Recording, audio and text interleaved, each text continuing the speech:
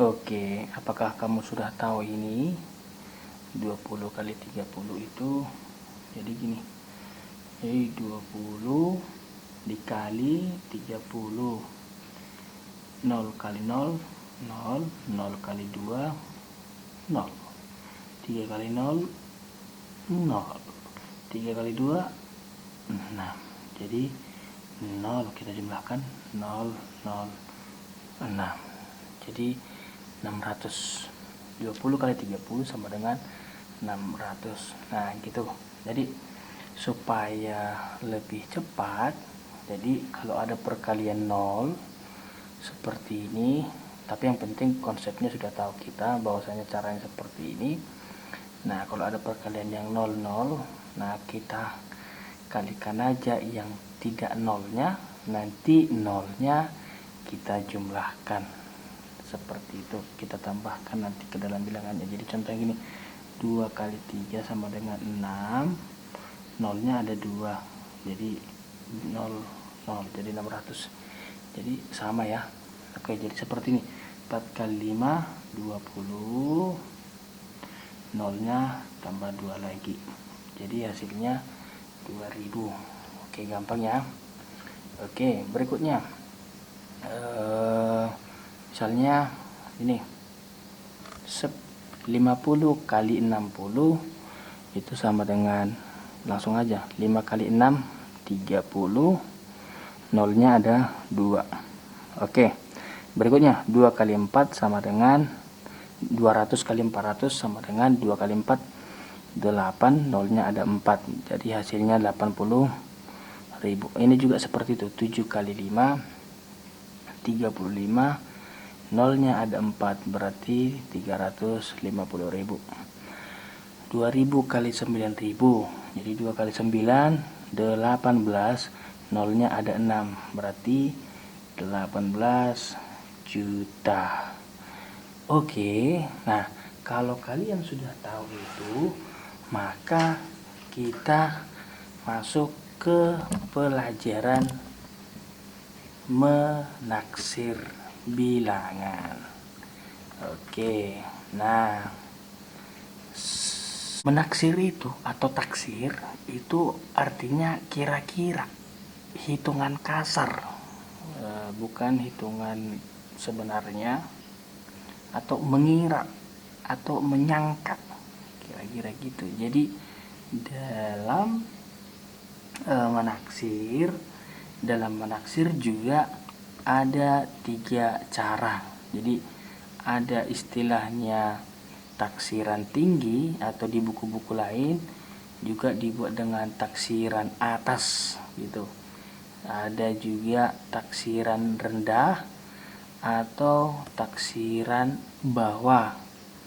Lalu ada taksiran terdekat, itu ingat saja pembulatan. Jadi di buku-buku yang lain disebut dengan taksiran terbaik atau taksiran terdekat, kira-kira gitu. Oke, misalnya kita langsung ke contoh. Jadi langsung kita ke contoh. Misalnya ada gini, 457 kali 256. Berapakah taksiran tingginya? Jadi kalau taksiran tinggi itu semuanya ke atas, ingat aja ke atas. Jadi kalau taksiran rendah semuanya ke bawah, kira-kira gitu. Nanti di sini konsep pembulatan hilangkan dulu. Oke, jadi seperti ini kan 457, tingginya, tinggi 457 kemana? Yaitu 500. Tinggi 256 yaitu 300. Oke, jadi 500 kali 300 sama dengan 150.000. Itu taksiran tingginya. Jadi kira-kira gini, maksudnya kenapa sih taksiran tinggi? Jadi 457 dikali 256 kira-kira 150.000 lah hasilnya gitu. Tapi taksiran tingginya gitu kan, artinya tidak lewat dari 150.000 hasilnya. Jadi paling tinggi itu 150.000. Nah, taksiran rendah, jadi 457 itu, ini kan 45 biasanya kan, 45 5 kan seharusnya ke atas kan kalau kita ingat pembulatan, tapi Di sini konsepnya hilangkan dulu pembulatan. Jadi 45 anggap semuanya 400. 45 7 naik 45 7 kan gitu kan. Jadi ini ke bawah semua. Rendahnya ke bawah semua. 256 ke bawah. Jadi 200. Jadi 400 kali 200 sama dengan 80.000. Jadi taksiran rendahnya kira-kira 457 kali 256 itu paling rendah 80.000, paling rendah. Tidak mungkin lagi di bawah 80.000. Itu artinya. Jadi jawabannya kira-kira pastinya kalau kita mau cari pasti 457 kali 256 itu antara 80.000 sampai 150.000. Oke, taksiran terdekatnya. Jadi taksiran terdekatnya ingat saja tadi pembulatan. Jadi 457 kan. Jadi kita bulatkan ke ratusan karena bilangannya ratusan. Jadi kita bulatkan ke ratusan. 457 itu kan ke atas. Kenapa? Untuk membulatkan ke ratusan kita ingat konsepnya adalah lihat bilangan puluhannya. Ini kan 45 berarti 450. Berarti ke atas, berarti 500. Ini juga gitu, 256. 256 jadi ke atas juga. Jadi 300. Jadi 500 kali 300 sama dengan 150.000. Loh, kok sama? Ya kan? Pertanyaannya kok sama? Taksiran tinggi dan taksiran rendah. Oke, dalam soal ini memang sengaja saya buat bilangannya bilangan besar semua. Jadi supaya nanti kalian tidak terkejut bahwasanya kadang pun kalau bilangannya nanti bilangan rendah semua di sininya, bisa saja taksiran rendahnya dan taksiran terdekatnya itu sama. Oke, supaya tidak bingung, kita buat soal-soal berikutnya. Kita mulai dari soal-soal yang paling rendah dulu. Jadi yang paling puluhan-puluhan dulu, yang paling gampang. Oke. Di sini kan 23 kali 27. Taksiran tingginya ini tingginya ke atas semua ya. Jadi kalau tinggi itu atas, rendah itu bawah. Jadi 23 atasnya berapa? 30. 27 atasnya berapa? 30 juga. Jadi 30 kali 30 sama dengan 900. Jadi 900. Oke, taksiran rendah adalah ini kan 23. Jadi rendahnya kita ke bawahkan semua. Hilangkan konsep pembulatan dulu. Jadi 20 kali 20. Kenapa 20? Karena ini juga kita hilangkan ya. Jadi kita buat taksiran terendahnya, kita buat ke bawahnya. Jadi sama dengan 400. Nah, taksiran terbaik atau sering juga disebut dengan taksiran terdekat, ingat saja pembulatan. Nah, ini 23. Ini kan 3 di bawah 5. Jadi kalau di bawah 5 kita hilangkan. Jadi ini 20 dikali 27. 7 kan atas. Berarti ini 30. Berarti 2 kali 3 sama dengan 6. 0. Oke.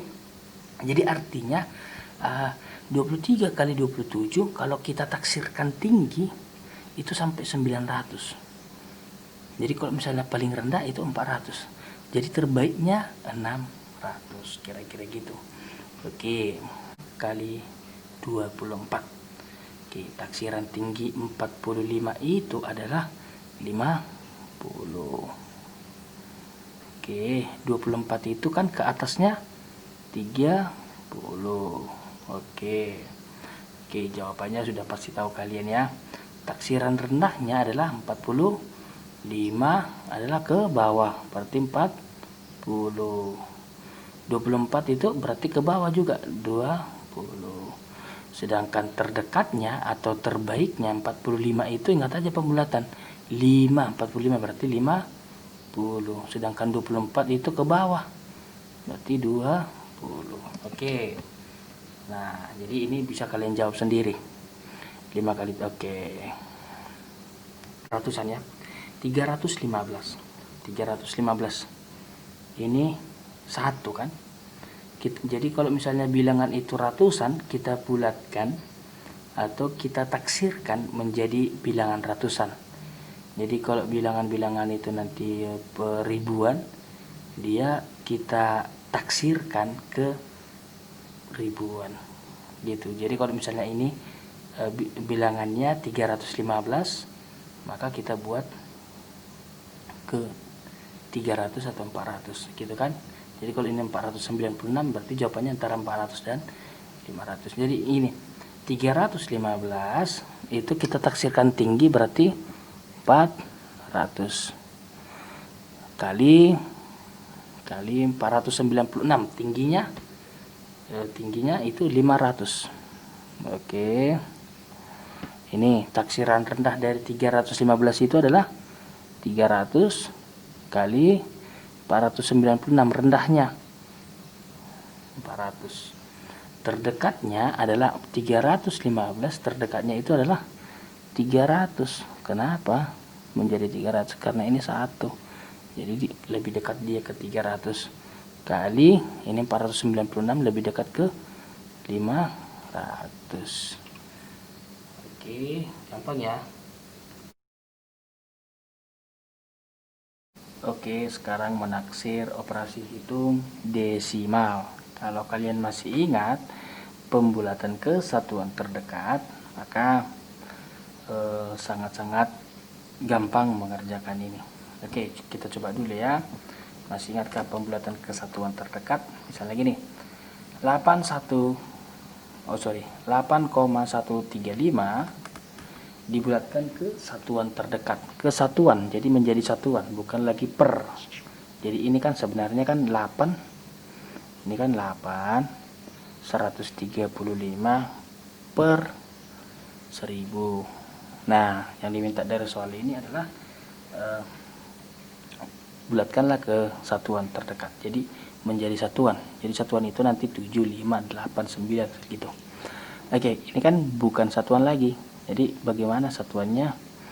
Ini 8 karena di sini 1. Ya udah, berarti kita hilangkan. Jadi ini 8. Oke, jadi ini kan ini berikutnya 8,5. Jadi apakah 8 atau 9? Kan jawabannya antara itu kan. Nah, kalau kita lihat ini 8,531. Ini angka berikutnya, angka komanya pertama itu adalah 5. Kita tahu kalau 5 itu berarti di atas, maka ini dijumlahkan menjadi 1 gitu kan. Jadi ini menjadi 9. Jadi jawabannya 9. Ini jadi jawabannya antara 9 atau 10 gitu kan. Nah, kayak ini tadi 9. Nah, 9,427 kita ketahui 9,44 itu kan di bawah, maka kalau di bawah kita hilangkan, jadi jawabannya adalah 9. 9,7 tetap seperti tadi, 9 kah atau 10 kah? Kebetulan ini 7 di atas 9,7, maka jawabannya adalah 10. Oke, gampang ya. Nah, jadi kalau misalnya kita mau menaksir bilangan-bilangan yang bentuk desimal, caranya adalah kita bulatkan dulu ke satuan terdekat. Jadi kira-kira gini, 9,2 tadi langsung kita buat aja 9,2, ini kan bawah, berarti langsung 9 dibagi 2,8, 8 berarti atas, berarti 9 bagi 3 sama dengan 3. Oke, gampang ya. 18,195, 18,1 itu kan di bawah, berarti 18 dibagi 6,0, 6 lagi karena ini 0 dianggap hilang, jadi 18 bagi 6 sama dengan 3 lagi. Oke, berikutnya 20,956. Ini kan jelas atas, berarti kita anggap 1 di sini, tambahkan 1, berarti ini jadi 21 dibagi 6,7. 7 itu kan atas, kita jumlahkan ke sini. 21 bagi 7 sama dengan 3 lagi. Oke.